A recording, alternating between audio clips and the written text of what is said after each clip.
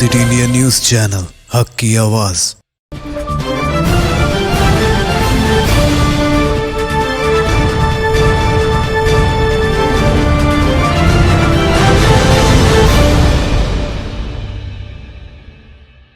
अस्सलाम वालेकुम नाज़रीन, सिटी इंडिया टीवी के बुलेटिन आईने दक्कन की खबरों की शुरुआत में सबसे पहले देखेंगे हदीस शरीफ।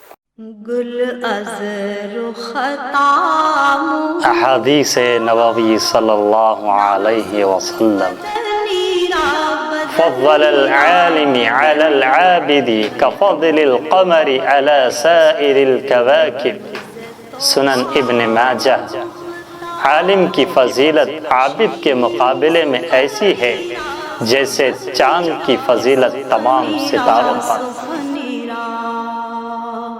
तफसीली खबरों से पहले डालेंगे एक नज़र आज की अहम सुर्खियों पर। टीपीसीसी सदर उत्तम कुमार रेड्डी ने वज़ीर-ए-आला केसीआर को बनाया निशाना, कहा केसीआर की आमराना हुकूमत खत्म होने के दर पे। तेलंगाना में कोरोना वायरस वैक्सीन के आजमाइशी टीका अंदाजी की शुरुआत, सबसे पहला टीका नामपल्ली एरिया हॉस्पिटल की नर्स को दिया गया। रुख करेंगे तफसीली और अहम खबरों की जानिब। टीपीसीसी सदर उत्तम कुमार रेड्डी व कोमट रेड्डी ने जिले भुवनगिरी वरंगल जाने के दौरान सहाफती कॉन्फ्रेंस में वज़ीर-ए-आला केसीआर को निशाना बनाते हुए कहा कि केसीआर की आमराना हुकूमत खत्म होने के दर पे है। वज़ीर-ए-आला केसीआर पर इल्ज़ाम आयद किया कि वो कांग्रेस कायदीन और कारकुनों पर गैरकानूनी इल्ज़ामात आयद करते हुए हरासा किया जा रहा है। इन्होंने इस मौके पर इस बात की यकीन दहानी कराई कि वो आने वाले 2 सालों में इख्तिदार हासिल कर लेगी और इस मौके पर जंगामा ज़िले सदर जंगा राघव रेड्डी को गिरफ्तारी की कांग्रेस पार्टी ने सख्त मजम्मत की है।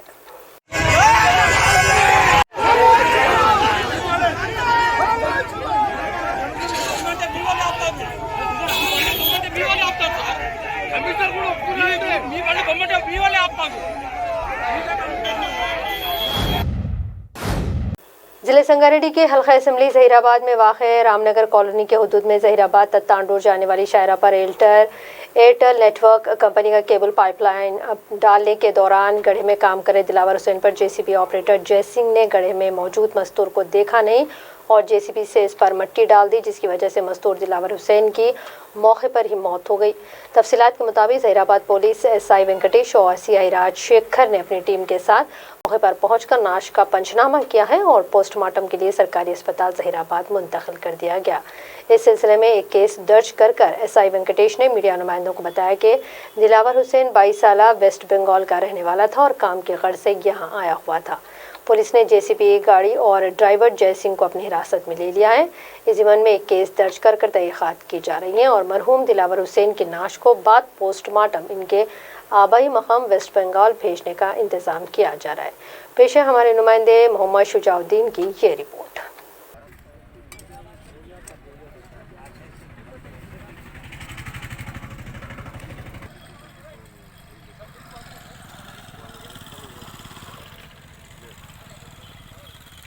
अंदर थोड़ा क्या कमाई मामूली दूंगा।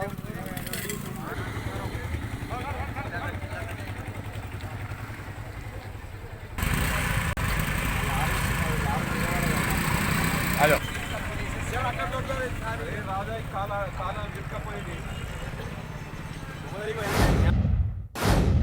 हल्का असम्बली जहीराबाद के मस्तहर मूसानगर कॉलोनी में हिरा फाउंडेशन स्कूल में बैतुल इमदाद शाख जहीराबाद की जानिब से जहीराबाद बाक़ियात रहबर इनकलाब के देहातियों में गुज़िश्ता 3 बरसों से बेवाओं, यतीम व बेसहारा, ज़ईफ़ हज़रात और मरीज़ों में वज़ाइफ इमदाद तक़सीम की जा रही हैं। आफत समावी सैलाब से मुतासरा तबाहशुदा मकानात और मसाजिद की तामीर भी की जा रही है। आज इस फाउंडेशन स्कूल में मेहमान ख़ुसूसी की हैसियत से शिरकत करते हुए रुकन असम्बली के मानिक राव, रुकन क़ानून साज़ कौंसल मोहम्मद फरीदुद्दीन ने मरीज़ों की सहूलियात के लिए बैतुल इमदाद शाख जहीराबाद एम्बुलेंस सर्विस का इफ्तिताह अंजाम दिया है। इस मौके पर शालपोशी व गुलपोशी के ज़रिए इस्तक़बाल किया गया। मोहम्मद अब्दुल अजीज़ हैदराबाद ने ऑल इंडिया बैतुल इमदाद को एम्बुलेंस का अतिया दिया है। इस मौके पर मेहमान ख़ुसूसी ग़ुलाम यस्तानी, बिदर जमियत उलमा हिंद सदर अब्दुल ख़दीर, मुफ्ती अब्दुल ज़बूर और प्रोग्राम नाज़िम अब्दुल मुजीब की निगरानी में किया गया है। बिस्मिल्लाहिर्रहमानिर्रहीम। आज बैतुल इमदाद ऑल इंडिया बैतुल इमदाद चैरिटेबल ट्रस्ट की जानिब से ज़हीराबाद के लिए एक एम्बुलेंस दी गई है और उस एम्बुलेंस की इफ्तिताही तकरीब आज मुनक़िद हुई। हम बैतुल इमदाद ट्रस्ट वालों को मुबारकबादी देते हैं। ये बहुत बड़ा काम है। 3 साल से बैतुल इमदाद चैरिटेबल ट्रस्ट वाले ज़हीराबाद में काम कर रहे हैं और कई 100 बोर अब तक मारे गए, कई गरीबों की मदद की गई, यतीमों की मदद की गई, घर बना के गरीबों को दिए गए। अल्लाह ताला इनकी हिफाजत फरमाए। सबसे बड़ी खिदमत इस वक्त इंसानियत की सेवा है और इंसानियत की खिदमत है। ये सबसे बड़ी इबादत है कि आदमी इंसान के काम आए। हुजूर ने इरशाद फरमाया सबसे बेहतर वो है जो लोगों के लिए नफ़ा बख्श हो। हम ये समझते हैं कपड़ा पहनने वाला आदमी अच्छा है, अच्छा कपड़ा पहनने वाला, अच्छे घर वाला आदमी अच्छा है। हुजूर ने फरमाया नहीं, सबसे अच्छा आदमी वो है जिसके अखलाक सबसे अच्छे हो, और सबसे अच्छा आदमी वो है जो लोगों के साथ नफ़ा रसानी का काम करे और लोगों को फ़ायदा पहुँचाए, वो सबसे अच्छा आदमी है।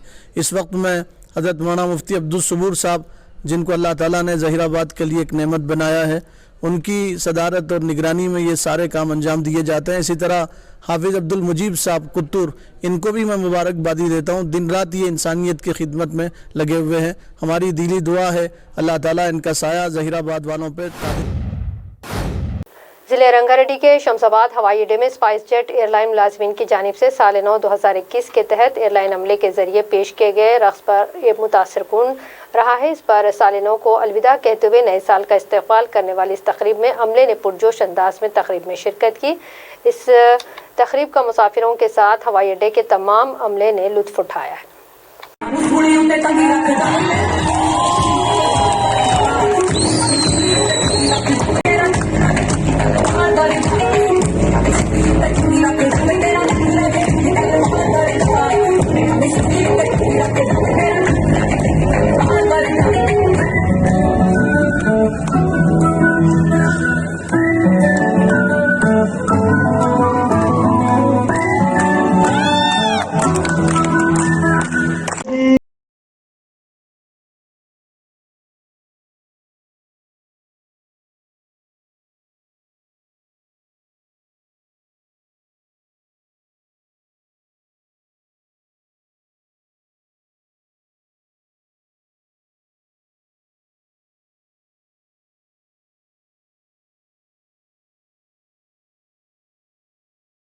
तो चला है मुख्तसर से ब्रेक का।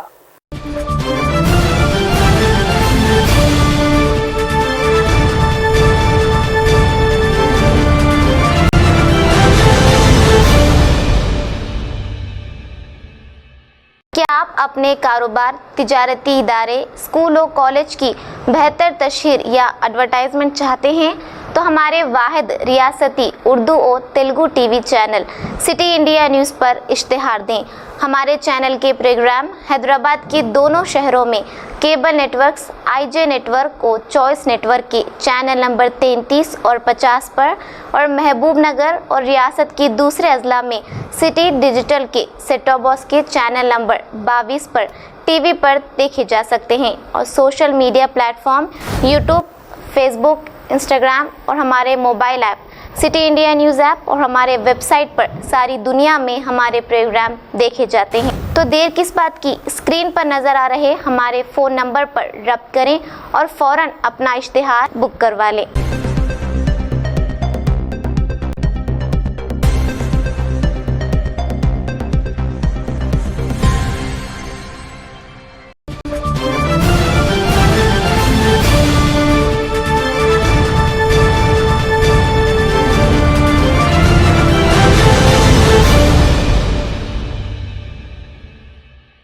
सिकंदराबाद के तिरुमलागिरी के गोबा pharma cold storage director Kiran ने कहा कि 6 माह से कोरोना वैक्सीन को किस तरह से महफूज किया जा सके इस पर खुसूसी तौर पर काम किया जा रहा है।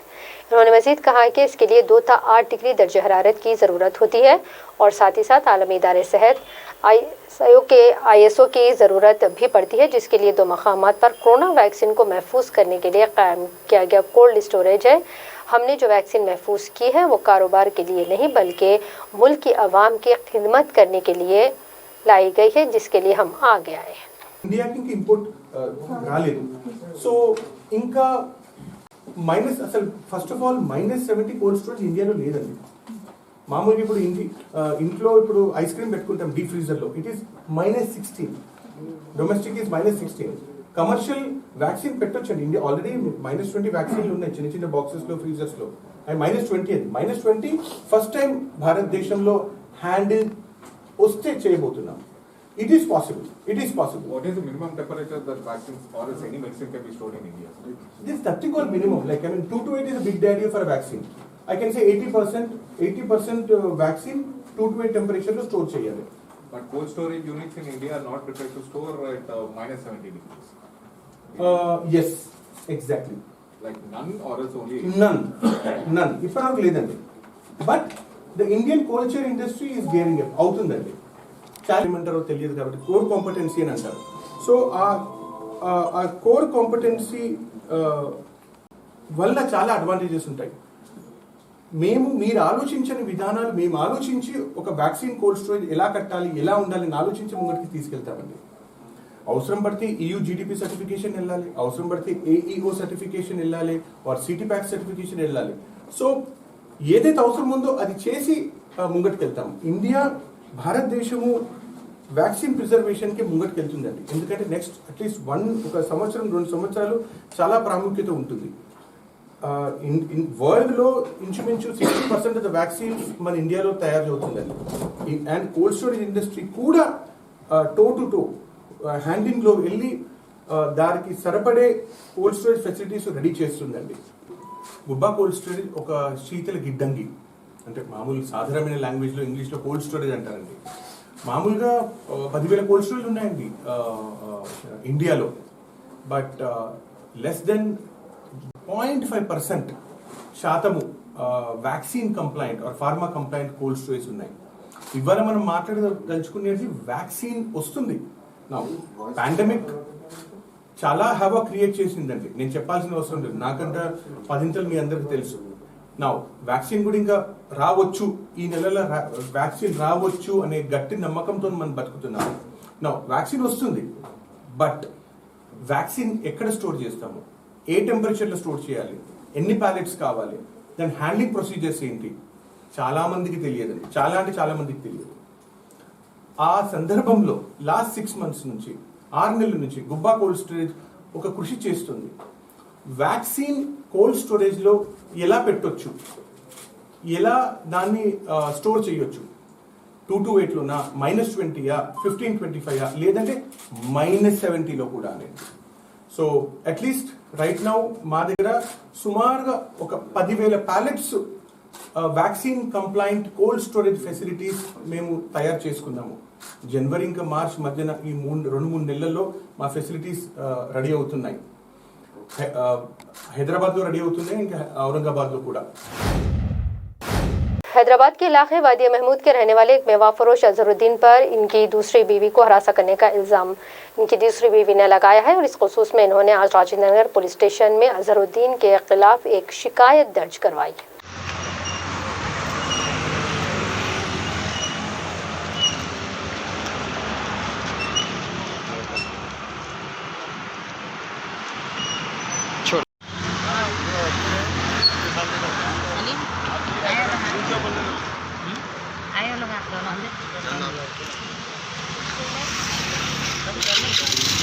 मेरे शौहर और मेरी जेठानी के नाजायज़ ताल्लुकात हैं। मेरे को रिश्ते के बारे में मालूम हुआ तो मैं मेरी फैमिली को बोलने की कोशिश करी तो मेरा शौहर मेरे को मारते थे और टॉर्चर बहुत करते थे। अगर बोलेंगी तो तेरे को छोड़ देता हूँ, दूसरी शादी कर लेता हूँ मैं बोल के मेरे को धमकियाँ देते थे।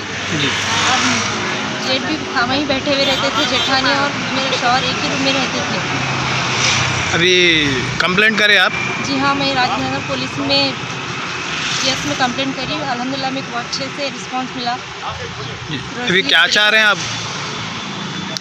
जी मेरे शौहर के साथ अच्छे से एक्शन लिए कोई लिए। मैं तेलंगाना हुकूमत से गुजारिश करेंगे, मैं जल्द से जल्द इंसाफ चाहिए मुझे, क्योंकि मेरा शौहर तीसरी शादी करने जा रहे हैं और किसी और लड़की की ज़िंदगी ख़राब ना हो। मेरी ज़िंदगी तो ख़राब हो गई, वो दूसरी लड़की की ना हो। क्या काम करते हो? वो लोग फ्रूट का बिजनेस करते हैं, आम का। क्या नाम है उनका? मोहम्मद अजहरुद्दीन है, खरगोश फैमिली से बिलोंग करते हैं। उनके बड़े भाई का नाम मोहम्मद मोइज़ुद्दीन है और उनकी बीवी का नाम शाम सुल्ताना है। मेरे को बहुत टॉर्चर करती है मेरी जेठानी। वालेकुम, मेरा नाम शेख मखदूम है। हमारी बहन को जो है सो एक मोहम्मद अजहरुद्दीन और जो है सो मोहम्मद मोइज़ुद्दीन और उनकी वाइफ का नाम है वो शाहाना सुल्ताना नाम है उनका। और हमारी बहन को दो मरतबा हमारे घर पर आके पसंद करके और बच्चे को आमने सामने बिठा के पसंद करके भी लेकर गए। अभी 2 महीने के बाद में जो है सो उन्होंने मेरे को पसंद नहीं है बोल के दूसरा टॉर्चर कर रहे बच्ची को। बुलेट गाड़ी लेके आई तो इधर आना नहीं तो नहीं आना, और मैं दूसरी शादी करता हूँ तू जिसके पास जाती जा बोल के टॉर्चर कर रहा। और पॉलिटिक्स का भी हमारे को दबाव डाल रहा। वो लीडर हमारा है, हमारे MP साहब हमारे हैं, उन्होंने हमारे हैं बोल के ऐसा पॉलिटिक्स का हमारे ऊपर दबाव डाल रहा है। और जो है सो बच्ची को टॉर्चर कर रहा है। मैं तीसरी शादी करता हूँ बोल के तीसरी शादी करने के लिए भी गए थे हम, उसको जाके रोकाए। और ये लोग जो है सो ऐसे ही कर रहे हैं। इससे पहले भी एक शादी किए थे और 45 दिन में वो बच्ची को छोड़ दिए। उसके बाद में हमारी बहन से शादी की है। उसके बाद 1.5 साल हो गया बच्ची को टॉर्चरों पे टॉर्चर कर रहे हैं। और तीसरी शादी करने के लिए भी गए थे ये लोग। तेलंगाना में कोरोना वायरस की वैक्सीन के आजमाइशी टीका अंदाजी के प्रोग्राम में सबसे पहला टीका नामपल्ली एरिया हॉस्पिटल की एक नर्स को दिया गया है। सुजाता नामी नर्स ने पहला टीका लिया है। टीका लेने का अमल सिर्फ 3 मिनट में मुकम्मल हो गया, ताहम इसे आधे घंटे तक तिबी निगरानी में रखा गया। इस मौके पर रुकन असेंबली नामपल्ली जनाब जाफर हुसैन मेराज भी यहाँ मौजूद थे। आज हैदराबाद और महबूबनगर जिले के चंद मकामात पर आजमाइशी टीका अंदाजी का प्रोग्राम मुनक्किद हुआ।